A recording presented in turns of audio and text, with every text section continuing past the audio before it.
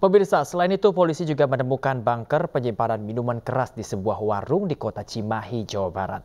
Di bunker tersebut sedalam 1 meter, polisi menyita ratusan botol minuman keras dan 3 jerigen miras tradisional siap edar.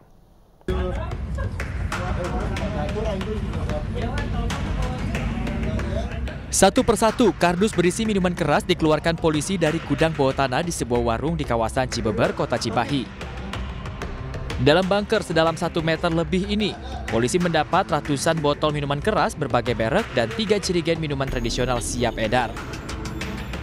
Pemilik warung diduga sengaja menyimpan botol miras ini di dalam bunker untuk mengelabui petugas dari razia. Namun berkat kejelian petugas, bunker miras ini pun dapat dibongkar petugas kepolisian. Menurut Kasat Sabara Polres Cimahi, AKP Dudi Iskandar, terbongkarnya gudang miras bawah tanah ini terjadi usai mendapat laporan warga yang resah dengan maraknya penjualan miras di lingkungan mereka. Sebanyak kurang lebih 150 botol miras berbagai merek dan 3 dirijen tuak yang siap edar. Dan pada saat kami periksa, minuman kerasnya ini mereka sembunyikan di bunker. Kurang lebih kedalaman 1,5 meter. Di situ ditumbuk minuman-minuman keras dalam maksud untuk menghindari atau mengelabui petugas. Setelah dihitung dan didata, polisi menyita minuman keras ini untuk kemudian dimusnahkan. Sementara pemilik warung diperiksa polisi. Dari Cimahi, Jawa Barat, Yuwono, iNews melaporkan. Sementara itu, pemirsa, polisi menemukan berangkas penyimpanan narkoba jaringan lapas di salah satu ruangan di kampus Universitas Negeri Makassar. 6 tersangka ditangkap, di mana 4 diantaranya merupakan mantan mahasiswa UNM yang putus kuliah belasan tahun lalu.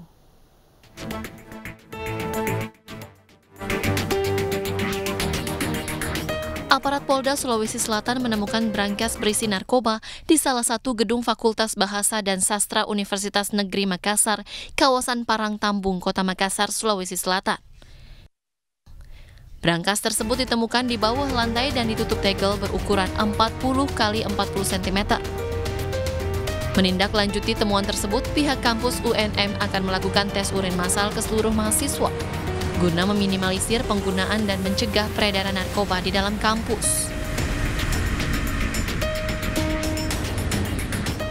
Ya, itu masukan yang bagus. Jadi nanti akan kami sampaikan kepada pihak rektorat.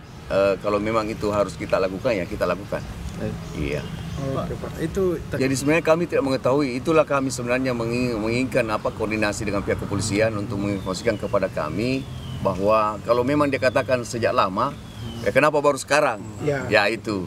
Ya harusnya kan pihak kepolisian kalau tahu bahwa ada seperti itu koordinasi dengan kami di kampus sehingga kami itu melakukan pemantauan itu. Garis polisi lainnya juga baru kemarin ya, Pak? Ya, baru kemarin. Berarti siang. Garis polisi ini dipasang setelah berita ini viral adanya bunker. Seperti itu barangkali. Iya. Sementara itu, dari hasil penggerebekan dan pengembangan, polisi menangkap 6 tersangka di mana 4 diantaranya diketahui mantan mahasiswa Universitas Negeri Makassar yang putus kuliah sejak belasan tahun lalu. Namun keempat tersangka ini masih tetap aktif keluar masuk di lingkungan kampus. Barang bukti yang telah disita diantaranya 4 ponsel, 7 saset sabu, 6 saset ekstasi dengan berat 2,4 gram, ganja 4 linting dengan berat 3,1 gram, berangkas penyimpanan narkoba yang ditanam di dalam salah satu ruangan di kampus UNM, dan 3 alat isap sabu.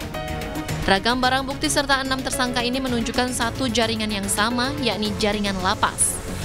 Bunker yang ditemukan di kampus diketahui sempat menyimpan 3 kg narkoba dan sudah beredar cukup lama. Dari hasil interogasi dan pengembangan terhadap pelaku SAH yang ada di dalamnya, mengetahui bahwa keseluruhan barang bukti narkotika sabu dan ekstasi adalah milik lelaki SN yang berada di hutan Jeneponto.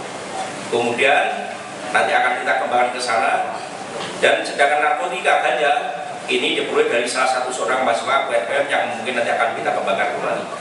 Kemudian yang berita sementara menjadi pertanyaan bahwa ada bunker, bahwa di dalam ada merupakan berangkas yang ditanam ya di dalam tanah, ditutup teralis, kemudian ditutup tegel, dan tadi mohon maaf agak terlambat untuk menyampaikan karena masih dalam proses evakuasi, karena harus digeledah untuk diambil dan dihadirkan ke rekan-rekan sekalian bahwa fakta sebenarnya adalah brankas yang ada di tanam.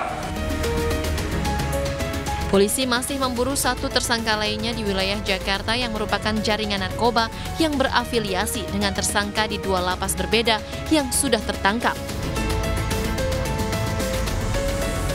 Pemirsa, 3.000 butir ekstasi dapat diproduksi dalam waktu 30 menit. Hal ini terungkap dalam rekonstruksi kasus pabrik ekstasi di Kabupaten Tangerang, Banten.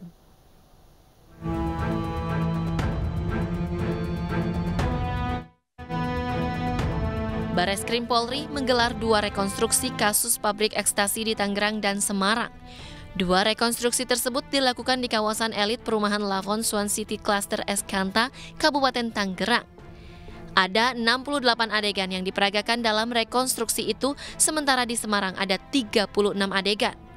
Para tersangka secara langsung memperagakan aktivitas dalam memproduksi ribuan ekstasi yang ada di Tangerang. Polisi juga menguak 6 fakta baru dalam penggerebekan rumah ekstasi di Tangerang dan 4 fakta baru di Semarang. Semua untuk melengkapi penyidikan, melengkapi berkas penyidikan agar dapat digunakan lebih lanjut ya, baik penyidikan juga mempermudah dalam proses sistem peradilan berikutnya, apakah di penuntutan sampai pada akhirnya nanti menjadi putusan di pengadilan. Sebelumnya, Bareskrim Polri berhasil mengendus kasus pabrik ekstasi dari masuknya mesin pencetak ekstasi dari jaringan internasional. Dari hasil kerjasama, ditetapkan 5 tersangka, 3 diantaranya merupakan residivis kasus narkotika. Dari Jakarta, Esra Ambarita, Wildan Aulia, iNews melaporkan.